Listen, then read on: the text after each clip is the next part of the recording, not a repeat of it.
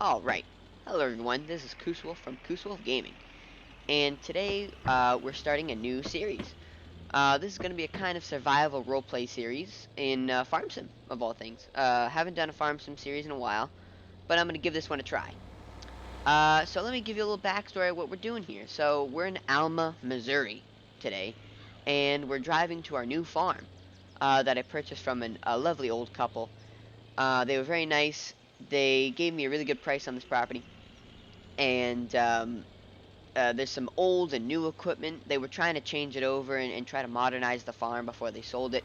So there's going to be some new equipment, there's going to be some old equipment, which is going to be great because old equipment's awesome and new equipment's, they said it's like almost brand new. So um, we're going to see what we can find here. And, I'm just heading on my way. My Kubota and my lawnmower back there. And the moving truck won't be here for another couple days, so I'm just, going up here to check the property. It's kind of sight unseen. They showed me like a couple pictures of the newer buildings and stuff like that, but I really don't know what equipment I'm getting myself into, and I don't know what's going on here. So we're gonna find out, and I'll meet you at the farm. All right, we're here at the farm. We're just pulling up. Lovely winding dirt road. I just drove on, and we're just gonna pull up in here. And this is the farm, guys. I mean, there's a lot of acreage here. A lot of nice buildings. I'm seeing a Ford tractor potentially over there. I'll just pull up right here and turn the truck off. Um, but yeah, here we are, guys. We are in Alma, Missouri. This is the new farm. I'll give you a little tour. And here's my truck and my Kubota and everything. This house is green. I don't know if I'm gonna change the house color. I think I like the green. And now that I'm looking at it, it looks pretty darn good. I got all my equipment, my trailer and everything. So let's go look around. Let's go investigate this Ford tractor over here, because I'm a little interested in this. As you know, I love Fords, and so, this is a great find. Oh, a 7. Okay, great. These are good, reliable tractors. Um, Good workhorses. This is the all-wheel drive edition I'm seeing. Um, I think that's going to be a great tractor. Uh, so let's also look in the barn here, or the shed rather. Uh, and we got some equipment. Here we are. I'm seeing a John Deere tractor. Um, right here. Nice old John Deere, with a grain cart. And we have an international. This is great. I love internationals, especially the 1586. Oh yeah, this thing is awesome. I love the style of these tractors. They're so cool and so iconic.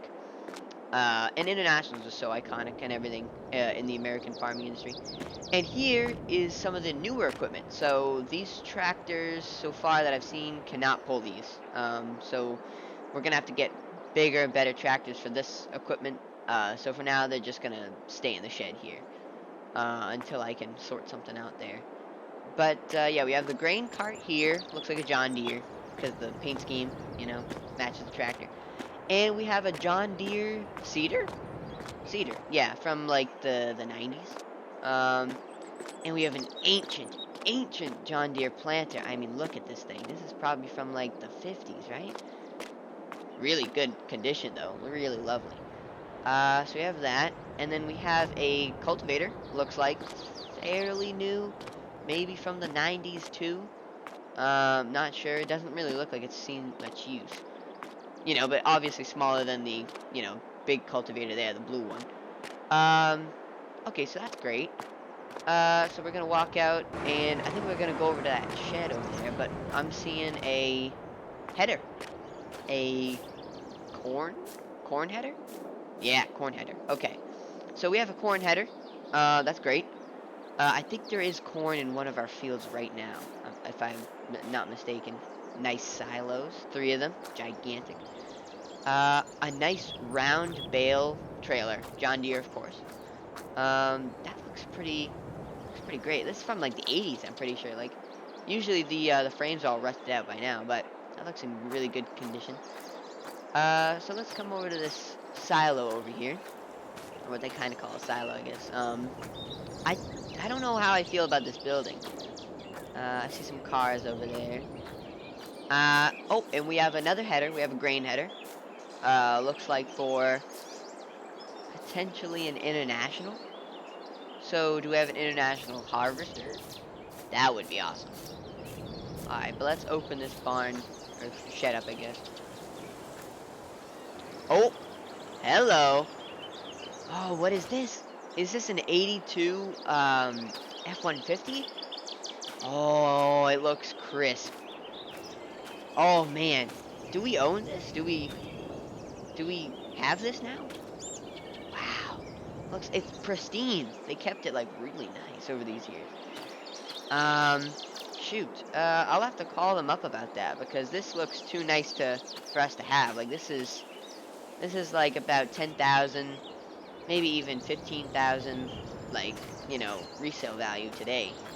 Um, Man, okay. I'll have to call them about that. I'm seeing a lot of junk, some wood. And I'm also seeing an old John Deere here. Oh, a 3010 diesel. Yes. And we have the newer bucket conversion I'm seeing. So see this, XB Bionic. Never even heard of that. But this is the newer conversion where you can put the conversion on for the older tractors so they can have the newer buckets and arm styles and everything. And it comes with a bucket as well. So that's great. So we have a little workhorse tractor. Don't know if it works, but looks in good enough condition. So it should, hopefully. So that's nice. I wonder about this bucket. I don't know. Anyway, I'm seeing this though. This is an international 1440. Yes, baby. This is what I'm talking about, man. These international 1440s are so iconic. I love them. They had so many styles and so many variants. They're just awesome. The axis flow and everything. What International did with these combines are awesome. Just the iconic look and everything. They work really well. It looks like this is, it's seen its way around the field a couple times, But I'm also seeing this little mini baler, which is really strange. It's a little square New Holland mini baler, but I didn't see a trailer for this. So I saw the round bale trailer out there with the John Deere, but I did not see a square bale trailer. So we'll have to poke around and see if we find anything there. Um, but yeah, I think with that, I'm gonna go head over to that. You see that barn over there? That's the newer barn that they were talking about. So let's head over there real quick. Oh, and what do I see right here? This is the small bale trailer then. Yeah, 100%. So this is the small bale trailer. You would hook it up to the small baler, and it launches bales into the back of it through that little opening in the front, and it just like catches them. Then you have to unload them manually. So a very old system, not really automated for any newer uses and all that. So, but we'll probably use that. I don't think we have another baler, but and here's some of the examples of the old building or the newer buildings here. So this is a brand new barn. This is a brand new like couple of silos or like a covered shed or something like that. Um, so we can use it for silage and stuff like that. And this farm has a couple of animal pens and everything, so I'm planning on having animals. And what is this? Oh my. This is an ancient. What is this, a forage harvester? Oh my god, this is ancient. Look at all the belts are exposed and all the covers are off. I don't know if those are missing or if they just never came on this thing. But I think we have a forage harvester, guys. I don't know if it runs. Let's try it. Alright, let's see. Let's see if she starts up. Oh, come on. Oh my god. Oh, this thing starts up. And it sounds super good. What? This is amazing. We have a forage harvester. Let's see if the belts are slipping or anything like that. They look a little bit slippy, but I think this is a solid vehicle. Maybe change the belts soon, but we'll put this to the test, I guess, and at some point, and see if it actually, like, the header works and everything and all the mechanisms. All right, so that's cool. But yeah, this is the big barn, the new barn they were talking about. We have some old leftover construction equipment or materials I'm gonna have to clean up. Let's open the barn up here. Oh yeah. This is gonna be great for storing hay or even vehicles in here. I don't know about vehicles, but definitely hay. Um, so yeah, that'll be great. And then we have two little overhangs here, and we have a forage wagon, a Badger. Never heard of that brand before. BN90, no, BN950. Okay, great. So we have a forage harvester, and we have uh, a cart, a wagon. So that's great. So we can get straight to forage harvesting. Once I think we have a field of alfalfa. They told me, I believe. And I think that's right over here to my, yeah, right there to my left. Uh, and these are the animal farms here, the sheep silo and the big cow barn. We won't be using those yet because we're just starting off. We don't have any animals yet, but eventually we will use those. And here's the field of alfalfa, I believe. Um, yeah, so this is a big field too. Like, I don't know why they would plant this much alfalfa in this. I don't know if it's that lucrative. I think what I'm going to do is, this looks ready to harvest, so I think what I'm going to do, the first thing I'm going to do is uh, get the forage harvester working, and we're going to test its abilities on this alfalfa. And I'm going to turn it to, like, hay or something like that, and then we'll store it in the barn for later use, for maybe on the animals and everything. I believe I also own this field over here. I think we have corn, and I own that field down there that looks like it's wheat. Oh, this corn looks pretty good. A little bit of weeds, but what are you gonna do? This corn's still growing, so we'll be able to use our international very soon, because we have to harvest that wheat soon. It looked like a really good ripe color, and we're gonna have to harvest this corn soon, which is gonna be really good. But yeah, so let's think about that. But yeah, with that, I think, and there's the wheat field down there. You can see it in the horizon. But I think with that, I think I gotta unpack the stuff that I did bring, the Kubota and the lawnmower, and I'm gonna see if I can get the forage harvester working, and I will be back with you guys very soon. Alright everyone, I'm back. I unloaded the lawnmower, and I'm here on the Kubota, and we're gonna go drive over to the forage harvester. So I, started up. I think I got it attached. Did I get it attached to the? No, I don't think so. But yeah, we're just gonna go drive over to the forage harvester with the Kubota here, and we're gonna, start to mow that field. All right, we're pulling up on the forage harvester. I did cut like a little bit. I was testing it out, and it does really good. It does really good with this forage harvester. And I'm gonna show you here. We'll park the Kubota. If I can just turn it off here. But yeah, we'll park the Kubota, and I'll show you how this kind of works. All right, start her up, and the blades do work. Everything works. I'm just gonna cut a little for you guys here, just to show you how it works. It works really great. Cutting at 6 miles per hour. Not the fastest forage harvester I've ever driven, but I'm not complaining. But yeah, I'm gonna give you guys a little bit of a nice time lapse of me cutting a little bit of this field, and I'll see you when that's over.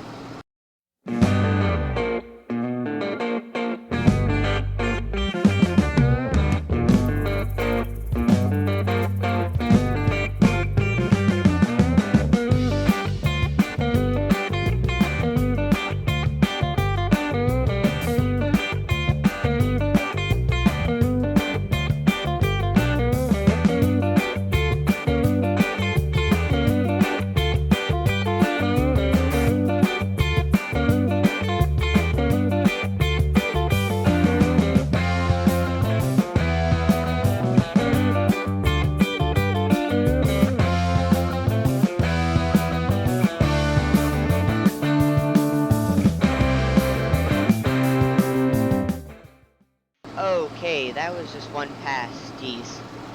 This feels gonna take a long time. But I hope you guys like that little time lapse, and I'm gonna continue that, and I'll talk to y'all later.